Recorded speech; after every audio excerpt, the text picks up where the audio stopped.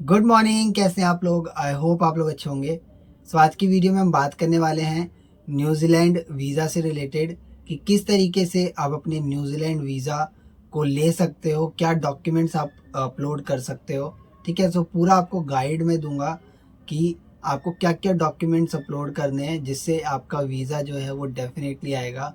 और अगर आपने कोई मिस्टेक कर दी थी अपनी प्रीवियस एप्लीकेशन के अंदर, सो आप अपनी नेक्स्ट एप्लीकेशन के अंदर उसको कैसे जस्टिफाई कर सकते हो, ये भी मैं आपको बताऊंगा।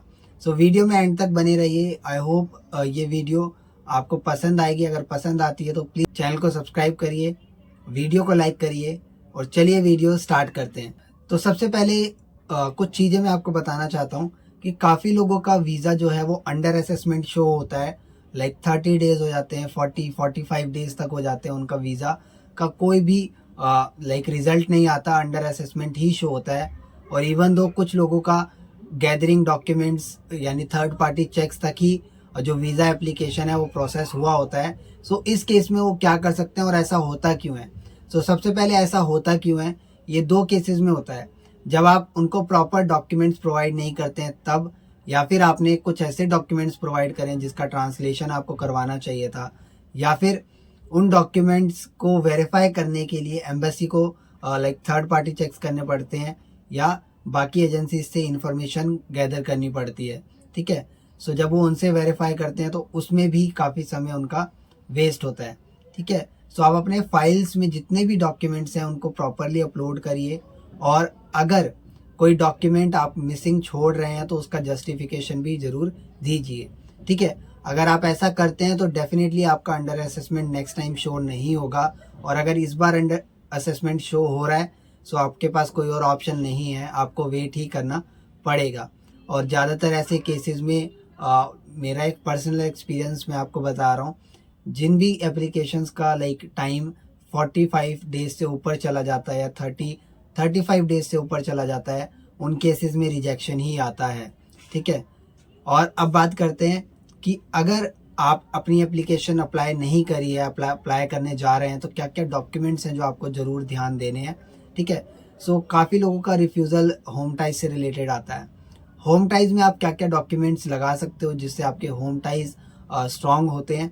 ठीक है, सबसे पहला आपकी होती है ट्रैवल हिस्ट्री। बहुत ज़्यादा इंपॉर्टेंट पॉइंट है, लोग इसको कंसिडर नहीं करते हैं, पर सबसे पहले मैं ट्रैवल हिस्ट्री ही बोलना चाहूँगा, क्योंकि ट्रैवल हिस्ट्री ऑफिसर को ये दिखाती है लाइक जो आप न्यूजीलैंड में करने वाले हो वो आप बाकी कंट्रीज़ में कर चुके हो, यानी दूसरी कंट्रीज़ विजिट करके आप अपनी होम कंट्री में रिटर्न आए हो, ये आपकी ट्रैवल हिस्ट्री शो करती है।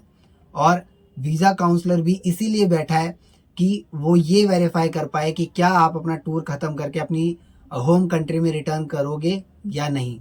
सो अगर आप इसको जस्टिफाई कर पाते हो सो डेफिनेटली कभी भी आपका होम टाइज से रिलेटेड लाइक रिफ्यूज़ल में वो मेंशन कभी नहीं आएगा।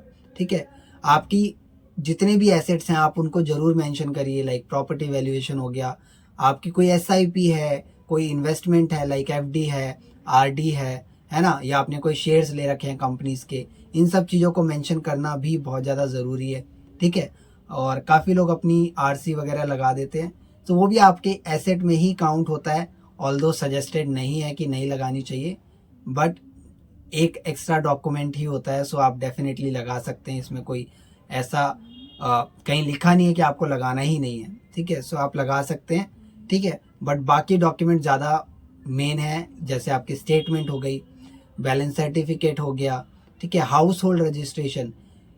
न्यूजीलैंड वीज़ा के अंदर काफ़ी ज़्यादा लोग हाउस होल्ड रजिस्ट्रेशन के अंदर कुछ अपलोड नहीं करते हैं। यहाँ पे मैं आपको एक स्क्रीनशॉट दिखा रहा हूँ हाउस होल्ड रजिस्ट्रेशन का। वहाँ पे नीचे लिखा भी होता है कि if you provide this document it will help us to process your application faster.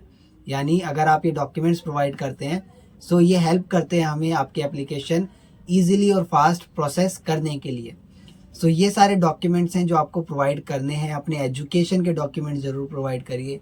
ठीक है, साथ ही साथ अगर आपने कोई आइल्स का कोर्स किया है, पीसीसी अगर आपके पास है, पुलिस क्लियरेंस सर्टिफिकेट, ठीक है, ये सारी चीज़ें भी आप एडिशनल में प्रोवाइड करवा सकते हैं। इससे आपका एक तो कैरेक्टर शो होता है, साथ ही साथ आप एक बोनाफाइड कैंडिडेट के लिए ज़रूर एलिजिबल हो जाते हो।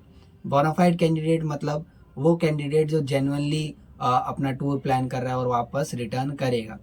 तो ये चीज़ें आपको ध्यान में रखनी है, ठीक है। अगर आपका रिफ्यूज़ल आ गया तो आप नेक्स्ट एप्लीकेशन में क्या सुधार सकते हो ये भी मैं आपको बता देता हूँ। सो देखो, काफ़ी लोगों का जो रिफ्यूज़ल आ रहा है वो होम टाइज़ या इकोनॉमिक टाइज़ को लेके ही आता है, ठीक है। सो आप अपने होम टाइज़ को जितने भी डॉक्यूमेंट लगा रहे हैं प्रॉपरली लगाइए। इकोनॉमिक टाइज़ में आप अपनी फाइनेंशियल को स्ट्रॉन्ग करिए, फाइनेंशियल डॉक्यूमेंट्स को, लाइक स्टेटमेंट हो गया, है ना, कोई इन्वेस्टमेंट हो गई, उसके अलावा आपकी बैलेंस सर्टिफिकेट हो गया, ठीक है। इन चीज़ों को स्ट्रॉन्ग करिए। साथ ही साथ अगर आपकी कोई एफडी है तो उसको भी वो लोग काउंट करते हैं। आपका कोई भी अमाउंट कैश में है तो वो उसको काउंट नहीं करते। कोई आपका गोल्ड पड़ा हुआ है उसको भी काउंट नहीं करते हैं, ठीक है। तो वो सब लगाने का कोई वैल्यू नहीं बनता है यहाँ पे। ये सारी चीज़ें बहुत ज़्यादा इम्पॉर्टेंट है, ठीक है। सो इनका ज़रूर ध्यान रखें और अपने एम्प्लॉयमेंट डॉक्यूमेंट्स भी डेफिनेटली अपलोड करें, जिसमें आपकी एनओसी हो गई, ठीक है। अगर आपके पास पे स्लिप है, पे स्लिप अपलोड करें। अपॉइंटमेंट लेटर आप अपलोड कर सकते हैं। अपने प्रीवियस एम्प्लॉयमेंट भी आप शो कर सकते हैं। ये सारी चीज़ें आप प्रोवाइड करवाते हैं। सो काउंसलर को ज़रूर ये लाइक वो भी एक ह्यूमन है और ह्यूमन नेचर होता है कि जितना आप बताएंगे वो उतना ज़्यादा आप पे ट्रस्ट करेगा, ठीक है। सो जितनी भी अपनी एप्लीकेशन के बारे में आप चीज़ें प्रोवाइड कर सकते हैं उनको प्रोवाइड करिए और डेफिनेटली आपका वीज़ा लग जाएगा। और रिफ्यूज़ भी हो गया है सो इन चीज़ों को आप ध्यान में रखिए और आप रीअप्लाई कर सकते हैं। रीअप्लाई करने के लिए इन पॉइंट्स का ध्यान रखना बहुत ज़रूरी है, या फिर आप हमारी टीम से कांटेक्ट कर सकते हैं। सो ये हमारा नंबर आपको डिस्प्ले हो रहा होगा, तो आप हमारी टीम से जाइए, कांटेक्ट करिए। वो आपको ज़रूर गाइड करेंगे कि क्या आपने पिछली एप्लीकेशन में मिस्टेक की थी और हम उसको कैसे जस्टिफाई करेंगे नेक्स्ट एप्लीकेशन में।